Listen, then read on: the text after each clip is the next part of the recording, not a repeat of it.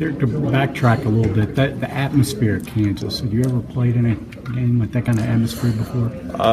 Not that I can remember. It was a really fun game. I mean, they had bleacher seating, so it was going to be even louder than expected, and it was just a fun environment. The night before the game, we had a shoot around, and it was just cool taking everything in and stuff, and it was just really fun. As a team, what do you think you guys learned about yourself going into that kind of environment?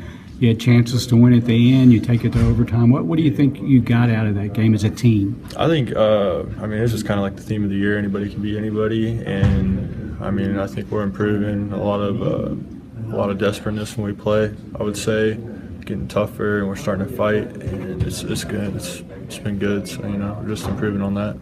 I know you got into some foul trouble.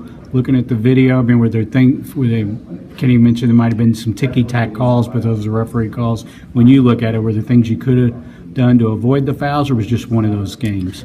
Just how the game goes, refs got the hardest job in the world, so they're just gonna do what they can. And before every game, when I start, I go out and shake, refs' hands just to, it's just how it is, and they just call it how they see it, so it just happens. What did it feel like? All your guys were essentially in foul trouble by the end of that game. Four of you had fouled out. Have you ever been in a game like that before? Affected everybody so much.